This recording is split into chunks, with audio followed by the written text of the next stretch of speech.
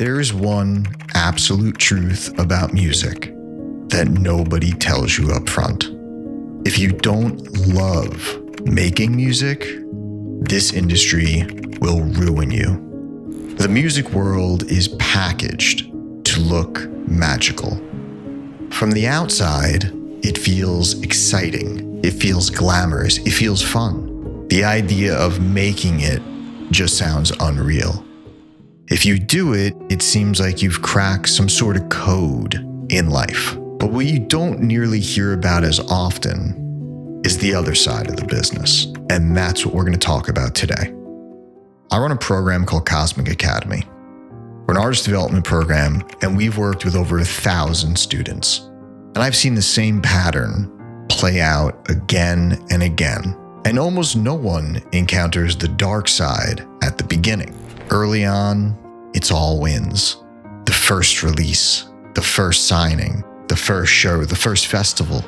Everything feels new and exciting. The momentum is addictive, and suddenly, people want to be around you. Being the next new artist is a powerful thing. But if you stay in this long enough, you're going to encounter 3 very uncomfortable, dark realities. First, the music industry is driven heavily by ego. Second, a lot of the business operates on using people. And third, the music business has a very short memory. Let's talk about ego. There are very few industries where ego is as prevalent as in music. And the reason isn't very complicated. The end goal of this whole thing is some form of public admiration. You're on a stage. Thousands of people are focused on you. They're paying to be there. They know your name, and that alone is going to create some ego. But it doesn't stop there. Inside the industry, everything runs on hierarchy. There's a clear ranking system. The bigger the artist, the better the treatment. The bigger the name, they get a higher billing. They get more control. The headliner, they set the rules. And that's just how this works. I once had a student who had a legitimate hit record. One you'd probably recognize, but they were still on the way up, and they were still doing opening and midlining sets for headliners. One time they were opening for a real legendary artist. Before that show, this legendary artist came into my student's dressing room and said, "Hey, you can't play your song, that big hit, you can't play it tonight." And when my student asked why, the response was simple. The headliner said, "Because I'm gonna play it." End of conversation, no negotiation. That's ego in practice. And it's not just the artists, it's the labels, the agencies, the management, every layer of the business. When someone has more leverage than you, they know it. They know that they can help you, and they know that they can slow you down. And that power feeds something that is unhealthy. Everything becomes numbers. The rankings, the streaming counts, the billing order. You're either above somebody or you're below them. And for some reason, when you're below somebody, people feel very entitled to treat you differently. What's interesting though, is I found, doing this for 20 years, that the people that are doing the best at the top, they don't act this way at all. We've been very fortunate at Cosmic Academy to work with some of the most successful people in dance music. Take David Guetta as an example. Globally a massive career, unmatched success, the most successful dance music producer in history. And yet every interaction we've had with him is incredible. It's respectful. He's polite. He's appreciative. No ego. He's invited us to his home. He's made us coffee. He's welcomed us in. And he's just a regular guy. I'll give you another example. We do a class every semester at Harvard. And we just did one. We brought in a guest speaker. We brought in James Hype. James Hype, absolutely huge right now. He's killing it. Same thing though. Regular guy, no ego. He stayed afterwards when the talk was done and took pictures and spoke with every single student. Meanwhile, you'll see an artist at the other end of the spectrum. They have a pretty small following and they're acting like the shit. Complaining online, they're fighting. They're upset that they didn't get paid for this or they didn't get flown out better in first class. That contrast says everything.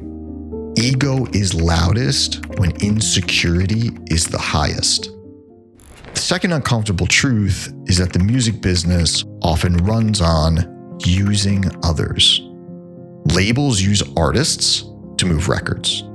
Promoters use the artists to sell the tickets. Festivals use artists to fill up the lineup.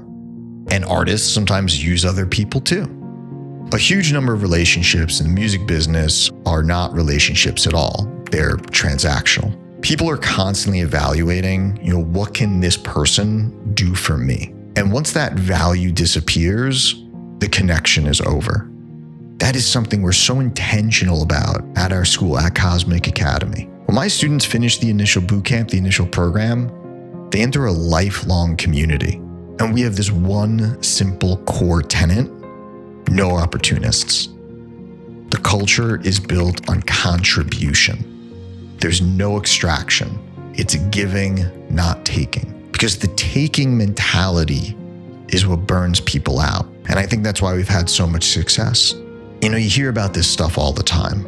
Artists are feeling like products instead of humans. And I think the most tragic example of this, to make it painfully clear, is Avicii. Avicii struggled deeply with anxiety, yet he was being booked and pushed out there relentlessly. Hundreds of shows, nonstop pressure. And not because it was healthy for him, but because it was profitable for everyone around him. To be clear, there are good people in the music business. There's ethical labels, there's honest promoters, there's supportive teams, but there are plenty who will drain everything they can from you. And the moment you stop generating momentum, they're gone. Which leads me to the third reality. This industry forgets fast. Music is obsessed with what is current right now. What's hot right now? What's really big? What's blowing up? If you go quiet for a little bit, no big release, no major booking, the calls are going to stop. The replies start slowing down, and these people that were once acting like your close friends, these friends disappear. That part has always been the hardest for me. I was booking artists for 10 years. I threw concerts for a very long time. And I worked with thousands of DJs and producers and different artists at my shows. I built relationships. I booked people. I respected them. I trusted them. And sometimes an artist would hit a slower period, creatively or commercially, and I'd still book them because they were great at what they did. Other promoters would come to me and they would question it. Why are you booking that person? They're not relevant right now. That mentality is everywhere. The industry loves these terms, these horrible terms, right? The one-hit wonder, or, oh, they're a has-been. But what's sad is the talent doesn't disappear. The skill doesn't disappear. The character doesn't disappear. But yeah, maybe the attention does for a little bit. If all of this sounds very heavy, that is not my intention. I'm just being honest. There are amazing people in music. I've met my best friends here. And there are beautiful moments, the best memories of my life. I've had lifelong friendships, life-changing experiences. But this darker side does exist. And ignoring it will not protect you from it. That is why the only sustainable reason to be here is because you love making music. You cannot concentrate on the money, the fame, the validation. Those things are going to clearly come and go. The artists I know that are still fulfilled years and years later, the ones that aren't bitter or resentful, they all say the same thing. They were never chasing the industry. They were chasing the work. And they still make music because that's what they like to do, not because they're getting something from it. And that is the mindset that lasts. If you are doing this for any other reason, it's worth asking yourself some hard questions now. Because if you don't actually love making the music and you're not doing it for that, the music industry will break you.